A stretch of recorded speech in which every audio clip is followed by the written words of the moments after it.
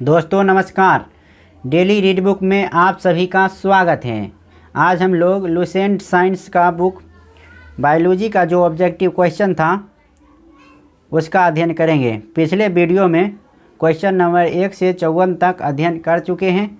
आज 55 से 121 क्वेश्चन तक अध्ययन करेंगे। यह सभी क्वेश्चन पिछले वर्षों में आया हुआ है, तो इसलिए यह प्रीवियस ईयर का क्वेश्चन है, बहुत ही इम्पोर्टेंट है। तो आने वाले एग्जाम में ये बहुत ही लाभदायक सिद्ध होगी। तो आप 1 से 2 बार ज़रूर देखिए, आपको याद हो जाएगी।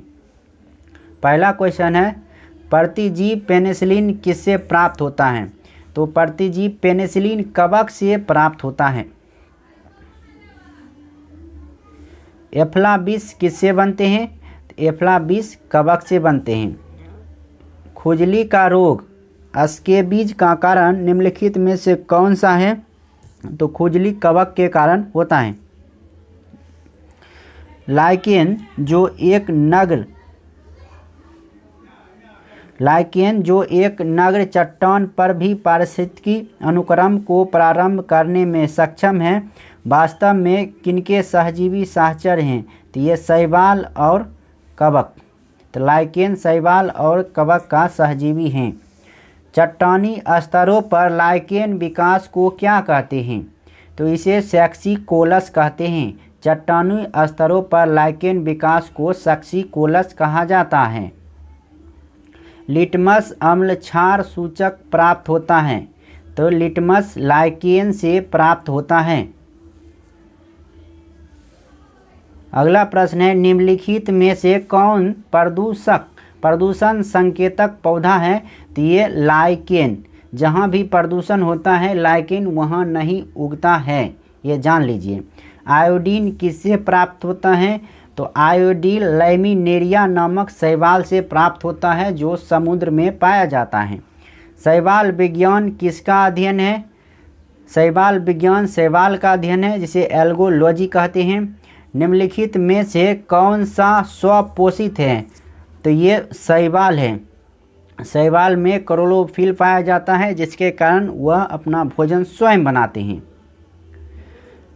निम्नलिखित में से किसे सामान्यतः पॉन्ड सिल कहा जाता है? तो पॉन्ड सिल कहा जाता है स्पाइरोगाइरा को। शैवाल के फलने का क्या कारण होता है? तो शैवाल को फलने का कारण है सुपोषण। अधिक पोषक तत्व मिलने के कारण शैवाल वहाँ उग जाते हैं ज़्यादा। निम्नलिखित में से किस में प्रमुख चरण युग्मोभिद गैमेटोफाइट है? तो ये है ब्रायोफाइटा। निम्नलिखित में से कौन सा एक कवक एवं उच्च पादप की जड़ों के बीच उपयोगी कार्यात्मक संबंध को दर्शाता है? ये है माइकोराइजा। संसार में सबसे तेज बढ़ने वाला पौधा कौन है? तो ये है बांस। बांस सबसे तेजी से बढ़ता है।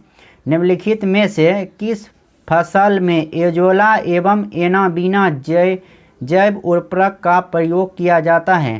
तो ये चावल में किया जाता है। चिलगोजा निम्नलिखित में से एक प्रजाति के बीज से प्राप्त होता है? तो ये है वह प्रजाति पाइन। पाइन के बीज से चिलगोजा प्राप्त होता है। अगला प्रश्न है, सबसे लंबा जीवित वृक्ष कौन है? तो ये है सिकोया। सबसे लंबा जीवित वृक्ष सिकोया है। जलीय फर्न जिसे जैव उर्वरक के रूप में प्रयुक्त किया जाता है वह है एजोला। निम्नलिखित में से कौन सी बात अनावृत बीजी के बारे में सच नहीं है? तो ये सच नहीं है, संवहनी बंडल अनुपस्थित होते हैं ये। तो कौन सा सच है? तो ये देखते हैं। प्रमुख चरण सेप्रोफाइट होता है। बीजाणु हेटेरोस्पोरस होते हैं। फूल अनुपस्थित होते हैं। तो ये सही है, इसका आंसर बी होगा।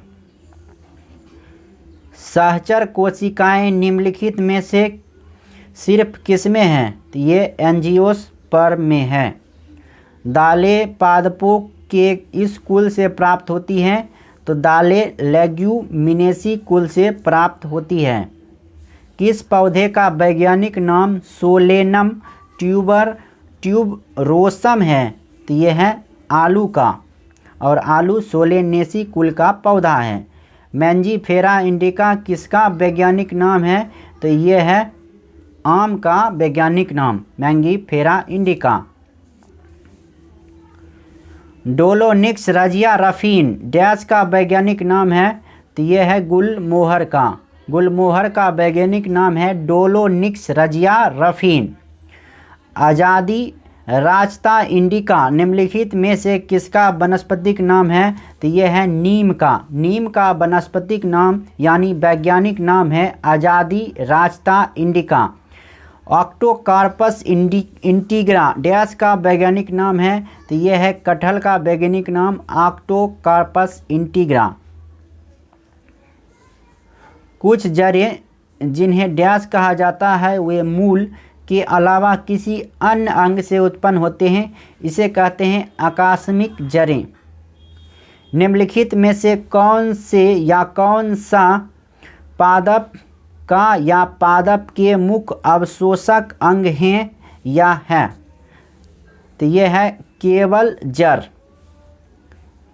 पादप का मुख्य अवशोषक अंग है जड़। जड़ के द्वारा ये खनिज पदार्थों को अवशोषित करते हैं पादप। मूली किसका एक उदाहरण है? तो मूली एक जड़ है। मूली एक जड़ का उदाहरण है। निम्नलिखित में से क्या तने का रूपांतरण नहीं है? तो तने का रूपांतरण नहीं है शकरकंद का कंद, ये जड़ का रूपांतरण है। जबकि प्याज का बल्ब, अरबी का घनकंद, आलू का कंद, ये सब तना का रूपांतरण है। आलू क्या है? आलू एक तना है, और ये तना मतलब डंठल। निम्नलिखित में से कौन सा रूपांतरित तना है? ये आलू है रूपांतरित तना। खाना बनाने में स्वाद हेतु प्रयोग किया जाने वाला अदरक एक राइजोम है जो भूमिगत तना है। अगला प्रश्न है प्रकंद यानी राइजोम एक उदाहरण है अदरक का। हल्दी पौधे के इस भाग से प्राप्त होती है? तो हल्दी तने से प्राप्त होती है। हल्दी के किस भाग से हल्दी पाउडर प्राप्त किया जाता है? तो सुखाया हुआ प्रकंद से। किस पादप में तना संचयन तथा चिरकालिकता का कार्य करता है? हल्दी। काली मिर्च का पौधा क्या है? काली मिर्च का पौधा है बेल या लता। प्याज में खाद्य भाग है मांसल पर्ण। प्याज में खाद्य पदार्थ किस रूप में संचयित होता है? तो ये सेल्यूलोज के रूप में संचयित होता है। निम्नलिखित में से कौन सा एक हरे पत्ते का प्राथमिक कार्य नहीं है? तो खाद्य और जल चालन। तो ये जल चालन संवहन के द्वारा होता है, ये जाइलम के द्वारा। और पत्ते का कार्य है आहार का निर्माण करना, गैसों का विनिमय करना, जल का वाष्पन करना। जबकि खाद्य और जल का चालन जाइलम ऊतक द्वारा होता है। एक वास्तविक फल निम्नलिखित में से किससे निर्दिष्ट होता है? तो ये जब पुष्प का केवल अंडाशय फल में विकसित होता है तो इसे वास्तविक फल कहा जाता है। एक अक्ष या तने पर पत्तियों की व्यवस्था को क्या कहा जाता है? तो यह फाइलोटैक्सी कहा जाता है। घटपर्णी के निम्नलिखित भागों में कौन सा एक घट के रूप में रूपांतरित होता है? तो ये पत्ता। पादप ऊपर चढ़ते हैं। पादप परतान के द्वारा ऊपर चढ़ते हैं।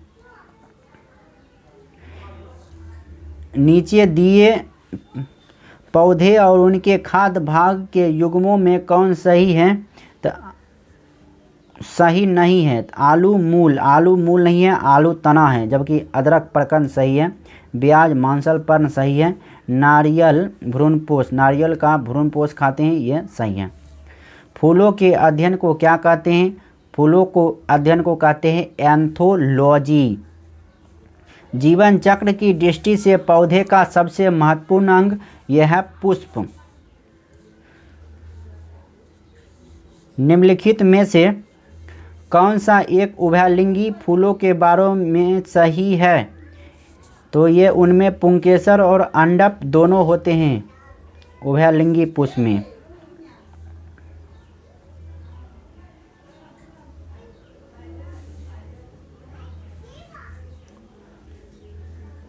अगला प्रश्न है,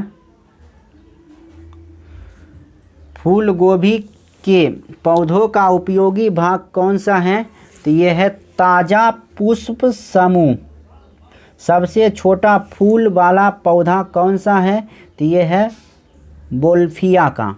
निम्नलिखित में से कौन सा विश्व का सबसे बड़ा पुष्प है?